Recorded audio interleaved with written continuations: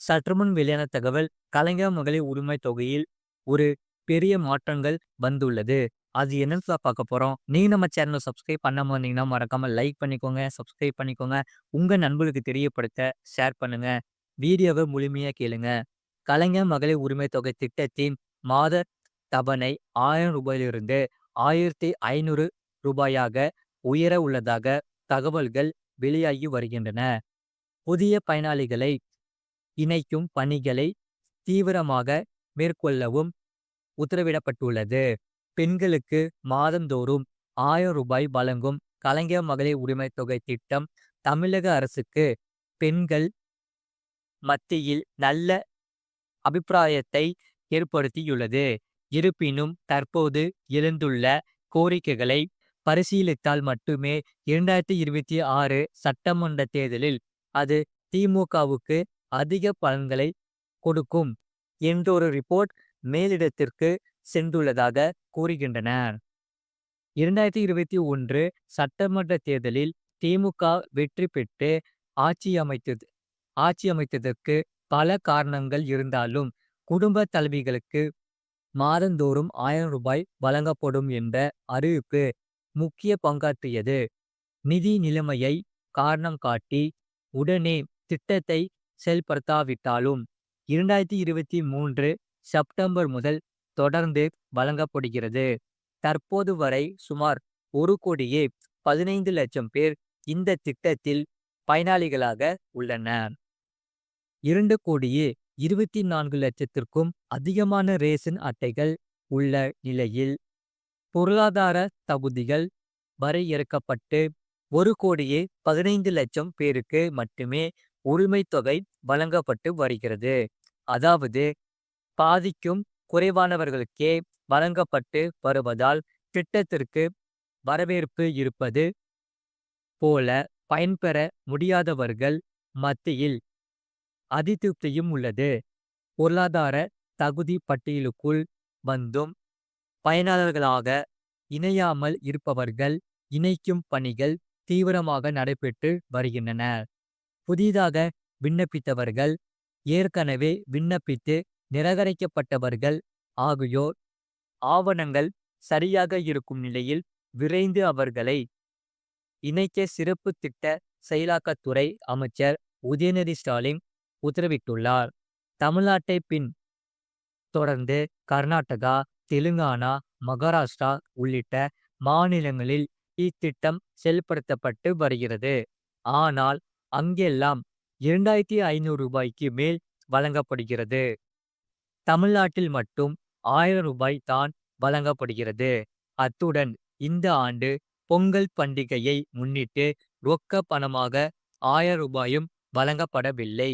இது மக்களிடையே அதிருப்தியை ஏற்படுத்தியுள்ளது.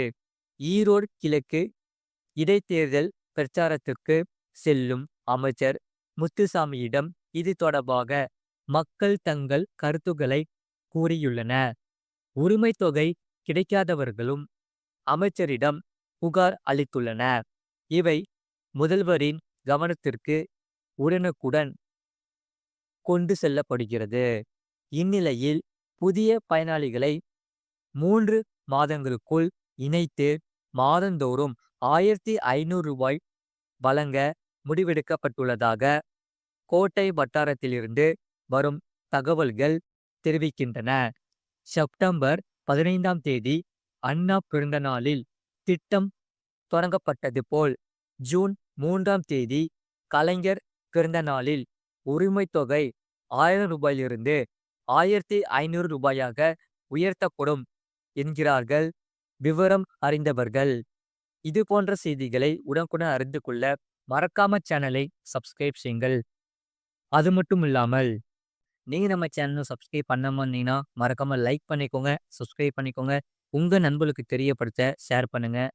மகளிர் உரிமை தொகை திட்டத்தில் விடுபட்டவர்களுக்கு மீண்டும் விண்ணப்ப படிவம் வழங்கப்பட்டுள்ளதால் தனி குடும்ப அட்டைக்கு பலரும் போட்டி போட்டு கொண்டு விண்ணப்பிக்க தொடங்கியுள்ளதாக உளவுத்துறை அதிகாரிகள் தெரிவித்துள்ளனர். தமிழக அரசு பெண்களுக்கு உதவித்தொகை வழங்கும் கலைஞர் மகளிர் உரிமை தொகை திட்டத்தை 2024ஆம் ஆண்டு செப்டம்பர் மாதம் முதல் செயல்படுத்தி வருகிறது. இதற்காக கடந்த ஆண்டு ஜூலையில் 2.20 கோடி குடும்ப அட்டைதாரர்களுக்கு விண்ணப்பங்கள் வழங்கப்பட்டது. மகளிர் உரிமைத் தொகை கோரி 1.63 கோடி பேர் விண்ணப்பித்தன. அரசு விதித்த விதிமுறைகளின் அடிப்படையில் 1.15 கோடி பயனாளிகள் தேர்வு செய்யப்பட்டன. அதைத் தொடர்ந்து மாதந்தோறும் தகுதியுள்ள பெண்களுக்கு மாதம் ரூபாய் 1000 வழங்கப்படுகிறது.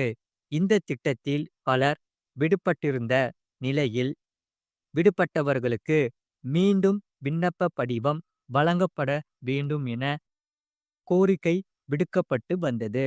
இந்நிலையில் அண்மையில் விருதுநகரில் நடைபெற்ற நிகழ்ச்சி ஒன்றில் பங்கேற்று உதயநிதி ஸ்டாலின் பேசுகையில் கலைஞர் மகளிர் உரிமைத் தொகை சிலருக்கு விடுபட்டிருக்கிறது. அப்படி விடுபட்டவர்களுக்கும் கிடைக்கும் வகையில் வரும் ஜனவரி மாதம் முதல் ரேஷன் கார்டு வைத்துள்ள தகுதியுள்ள அனைவருக்கும் மகளிர் உரிமைத் தொகை வழங்கப்படும் என்று கூறினார். மகளிர் உரிமைத் தொகைக்காக விண்ணப்ப படிவம் மீண்டும் வழங்கப்பட்டுள்ளதால் பலரும் பெற்றோரின் ரேஷன் அட்டையில் உள்ள பெயரை நீக்கம் செய்து தனி ரேஷன் கார்டுக்கு விண்ணப்பிக்க ஆர்வம் காட்டி வருகின்றனர். 2026இல் சட்டப்பேரவை தேர்தல் நடைபெற்றுள்ளதால் மகளிர் உரிமைத் தொகை வழங்க அரசு முடிவெடுத்துள்ளது. எனவே மீண்டும் பொதுமக்களுக்கு விண்ணப்பங்கள் வழங்கப்பட்டு தகுதியானவர்கள் தேர்ந்தெடுக்கப்பட்டுள்ளனர். துணை முதலமைச்சர் உதயநிதி சட்டசபையில் மகளிர் உரிமைத் தொகை பெற கடந்த முறை விண்ணப்பித்து விடுபட்டவர்கள் புதிதாக விண்ணப்பிக்கும் வகையில் திட்டத்தின் விதிகளை பூர்த்தி செய்யும் மகளிர் அனைவருக்கும் உரிமைத் தொகை வழங்கவும் 3 மாதங்களுக்குள் நடவடிக்கை எடுக்கப்படும் என்று தெரிவித்தார். இந்நிலையில் உதவித்தொகை பெறுவதற்காக பெற்றோரின் ரேஷன் கார்டில் உள்ள பெயரை நீக்கம், புதிய ரேஷன் கார்டு பெறுவதற்காகவும் பலரும் விண்ணப்பித்து வருகின்றனர். இது குறித்து உணவுத்துறை அதிகாரி ஒருவர் கூறுகையில், மகளிர் உதவித்தொகை பெறுவதற்கு குடும்ப அட்டை முக்கியம் என்பதால் பலர் தங்களுடைய பெற்றோரின் குடும்ப அட்டையில் இருந்து பெயரை நீக்கவும், புதிய குடும்ப அட்டை பெறவும் விண்ணப்பங்கள் குவிந்து வருகின்றன. தனி வீடுகளில் தனி முகவரியுடன் தனி கேஸ் இணைப்பு ஆகியவை வைத்திருக்கும் தகுதியான நபர்களுடைய விண்ணப்பங்கள் ஏற்கப்பட்டு வருகின்றன. பல கட்ட ஆய்வுகளுக்கு பின்னரே பெயர் நீக்கம், புதிய அட்டைகளுக்கு ஒப்புதல் வழங்கப்படும் என்று தெரிவித்துள்ளார். இது போன்ற செய்திகளை உடனுக்குடன் அறிந்து கொள்ள மறக்காம சேனலை சப்ஸ்கிரைப் செய்யுங்கள். மற்றவர்களுக்கு தெரியப்படுத்த ஷேர் செய்யுங்கள். அதாவது ரைட் சைடு கீழே பார்த்தீங்கன்னா ஒயிட் கலர் பட்டன் இருக்கும், அதான் சப்ஸ்கிரைப் பட்டன். அதை நீங்கள் சப்ஸ்கிரைப் பண்ணிக்கோங்க. பக்கத்தில் பெல் பட்டனை கிளிக் பண்ணிக்கோங்க. உங்கள் நண்பர்களுக்கு தெரியப்படுத்த ஷேர் பண்ணிக்கோங்க. வீடியோ உங்களுக்கு பிடிச்சிருந்தா மறக்காமல் லைக் பண்ணிக்கோங்க.